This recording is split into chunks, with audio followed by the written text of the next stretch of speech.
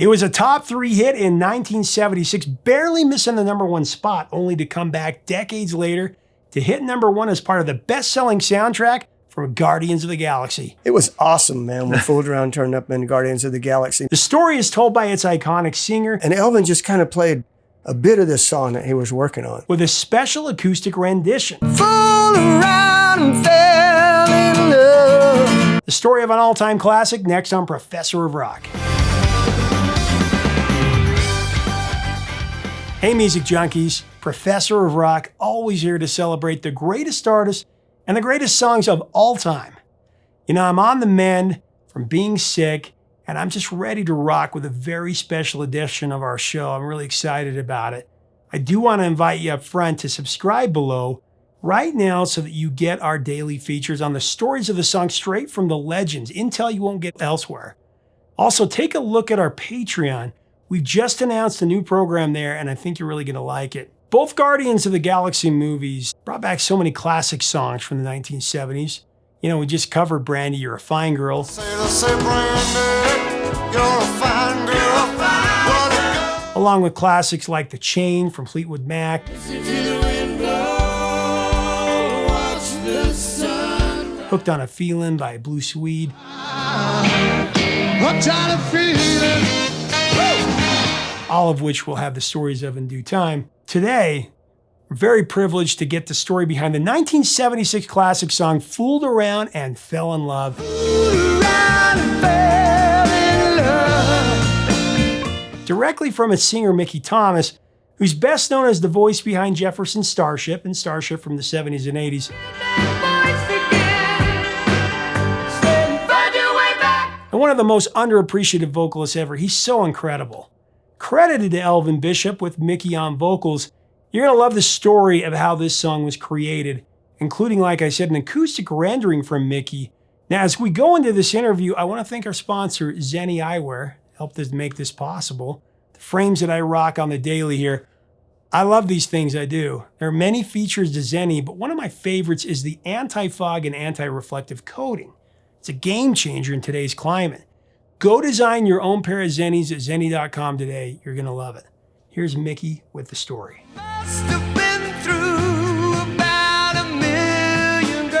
What was it for you, whether it was a song that you heard, a record, that kicked open the door to your mind and made you want to pursue music? Yeah, initially it was the Beatles. Like most people of my generation, you know, I was greatly affected by the Beatles when they first came out. And then I was lucky enough to go and see the Beatles. It was really the first concert that I ever went to was the Beatles at Atlanta Stadium.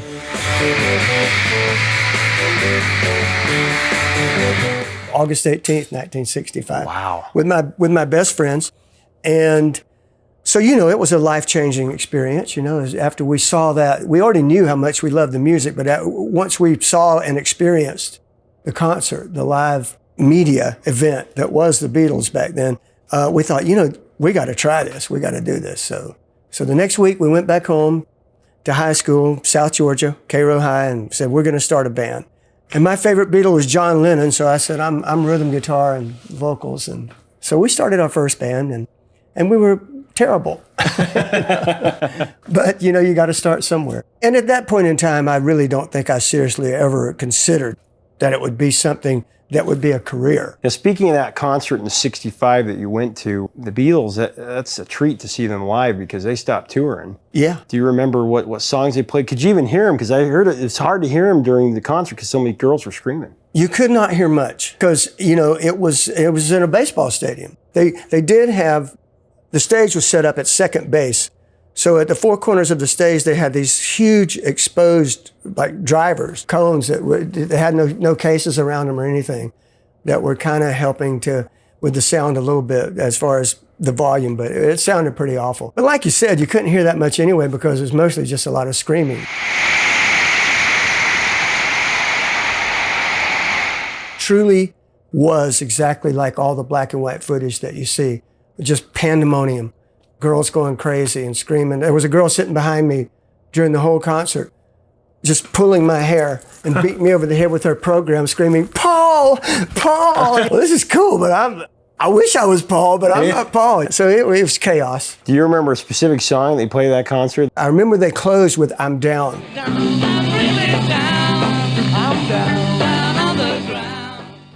With John Lennon playing on the Farfisa organ, with his elbows and stuff, playing the organ.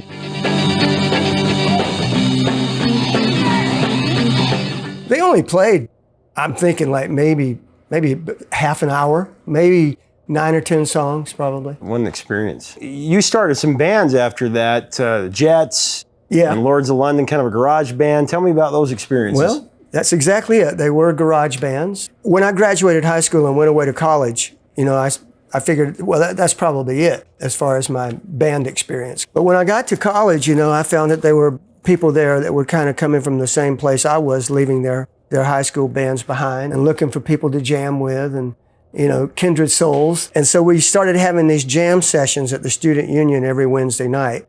And then that kind of led to me, getting into the Jets band. And we formed the Jets kind of out of that. And then after I got the Jets going, 2 of my high school buddies decided, well, we'll just move to where you're going to school and we'll join up the Jets band with you. So did that for a few years. And then I met Gideon Daniels, which changed my life forever. Yeah. Tell me about that. Well, it was one of those things, when they talk about destiny and kismet and fate and all that, the Sonny and Cher show was in full swing back then.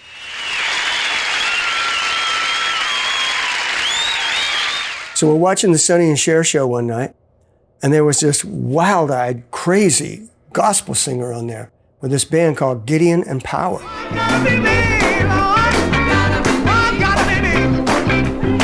And he was just like wearing like this silver robe, with this thing tied around his head, this elaborate scarf, and he's running all through the audience.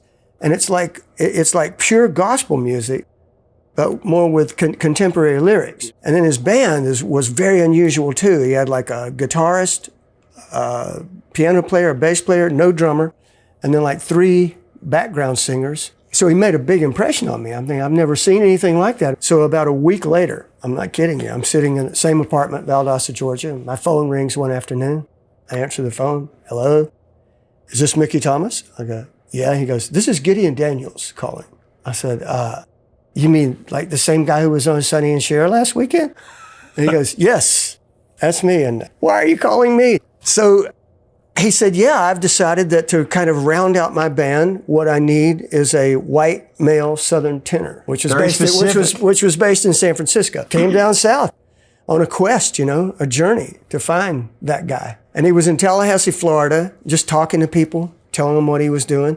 And some guy who worked at a shop, what we used to call head shops, knew about me and knew that I lived in Valdosta, and he had heard me sing, and he knew I had a kind of a high voice. So he gave Gideon my number, and Gideon called me.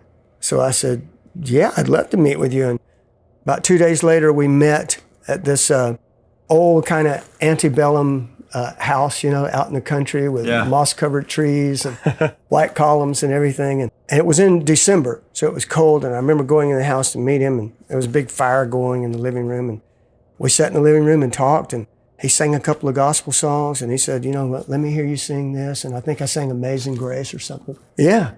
So he said, okay, I want you in my band. And 3 days later, I was in San Francisco. And I say it was life-changing for me because really up to that point in time, even though I wanted to sing, and I've been in several bands and tried to sing, but I wasn't really a singer yet. I wasn't very good. But Gideon heard something in there, that this kind of untapped, I guess. Potential. You always hear the phrase diamond in the rough or whatever. He heard that, and then he taught me how to find that, how to use it, he really taught me how to sing. If there had not been a Gideon, there would be no career for me. Then, of course, after that, Elvin Bishop group, background singer. Yeah. Tell me about how that came together. Because of Gideon. Yeah, yeah. Gideon was already friends with Elvin Bishop, came out to San Francisco to join up with his band. And so we would go around on the weekends if we weren't performing, and to wherever Elvin would be playing around the San Francisco area, where the San Francisco, Oakland, Marin County clubs, and we would just go and hang out and sit in with Elvin and jam and sing and have fun. After one of those nights, we went back to Elvin's apartment in San Francisco. This was probably about 1973. And we're sitting around the living room. And Elvin just kind of played a bit of this song that he was working on. And it sounded kind of like this, actually. You know, it was kind of rough. And this is 1973, and he's sitting down and he's like...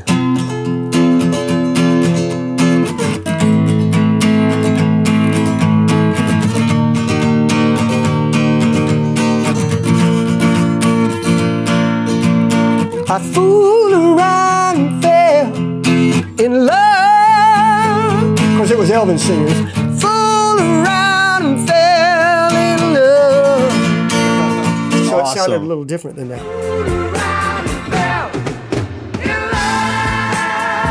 But I remembered that song. It just stuck in my head, just a ray of light.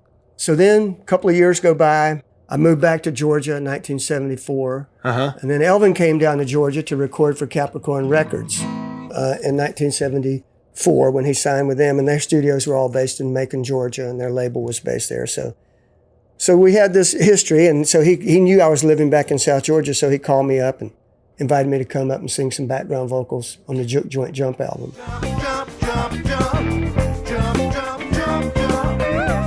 And that went well. So then he said, well, why don't you join up with the band, you know, come back to San Francisco and, you know, I need some help with vocals, harmonies, background vocals, whatever, maybe some duets, a few leads.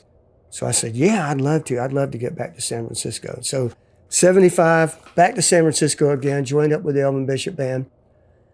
Late 75, we're down in Miami, Florida, recording my the first album that I did with Elvin as a full-fledged member of the band. And we had pretty much recorded the whole album working with Bill Szymczyk, legendary producer who's produced so many great, you know, the Eagles and Jay Giles and Seeger, and pretty much cut all the tracks. And we're sitting around and Szymczyk says, well, do you have anything else? He says, I think we're just kind of missing something that would sort of round out the album, you know. Hey, what about that? Remember that? And Elvin's like, man. That old dog? You know? And I said, yeah, because that, you know, like I said, I always remember that song. I always felt this special affinity for it. So Szymczyk said, well, let me hear it, you know. So Elvin played it for him in the studio, and he goes, I like it. Let's cut it. Let's cut the track.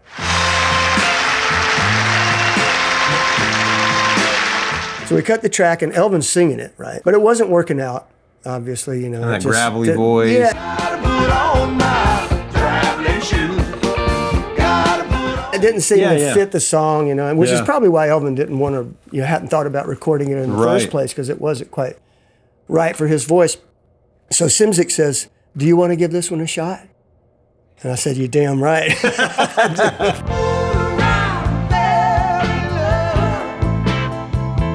So I did.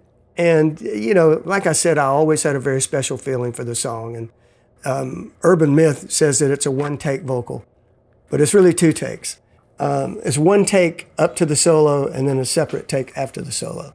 Two takes. And then another cool thing about the song is we recorded that at Criteria Recording Studio. That, you know, very famous recording studio. And it was right after Derek and the Dominoes had recorded, you know, their great album there with Layla.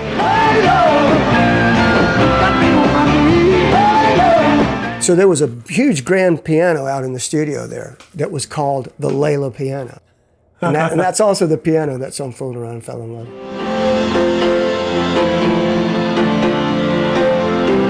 I want to ask you about kind of going into the vocal nuances.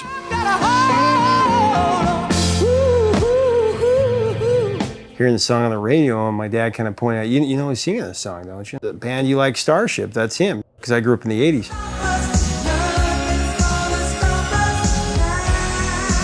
As you listen to that song, Elvin's guitar and those drum fills and your voice, it's the perfect, they come together in this cosmic way.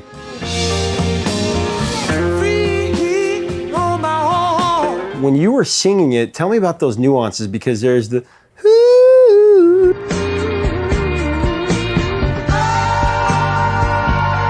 harmony part, and then at the end you kind of come in and you do your thing, baby, and all that.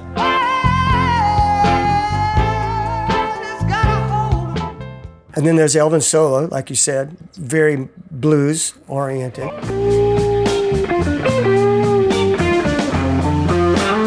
And then in the bridge, we were able to, incorporate some of my Beatle influences with the Yeah.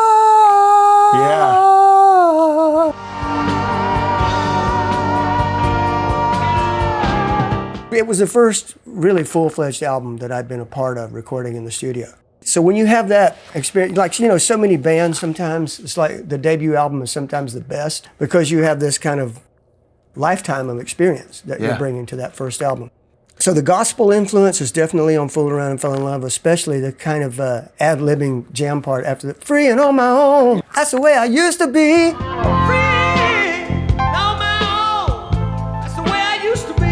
I mean, that's kind of churchy. It is. And then before that, the more structured verses are just kind of more my R&B influence, I think. It kind of reminds me of when Levi Stubbs and the Four Tops.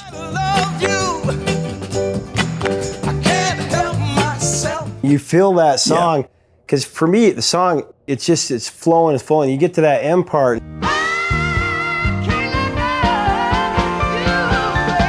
What did you think when you heard Rod Stewart's version? I thought he did a really good job on it. I did, really. I'm a Rod Stewart fan. I was always a fan of Rod, and I thought he did a great job on it.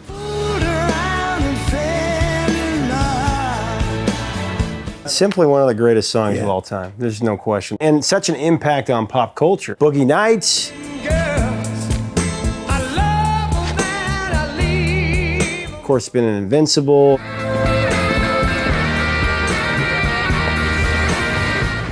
The Family Stone. I'm not a bad person. You're a total mess. You know, all of those movies. But tell me what you thought about Guardians of the Galaxy.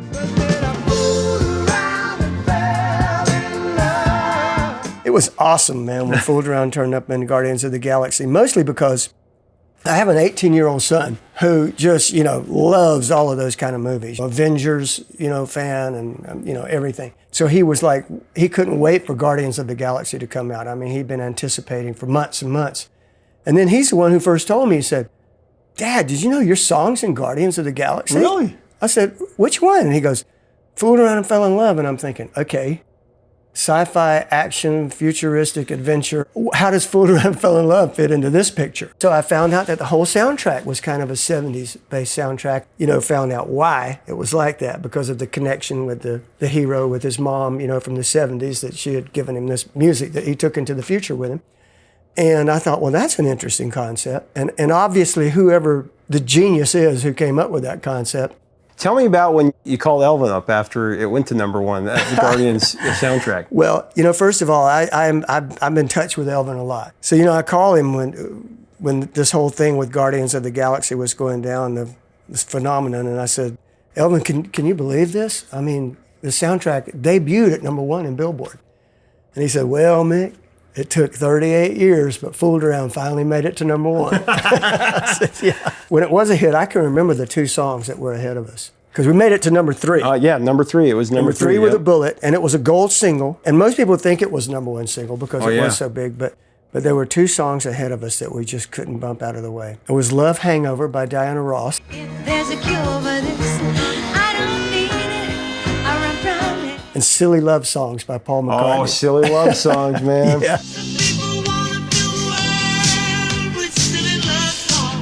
So it's like, it's been coming for some time where younger kids just really identify with classic rock. And I love modern music. I like, especially a lot of the newer bands, But there's something about that classic rock that I think that kids just gravitate to and connect with. So what's interesting about the Guardians soundtrack is the only #1 soundtrack in history that have no new songs on it, just no original just the song. 70s. That's pretty amazing. Well, it just shows you the power of that music of our youth. It is, and how it connects with a younger generation. And it's just a magical quality.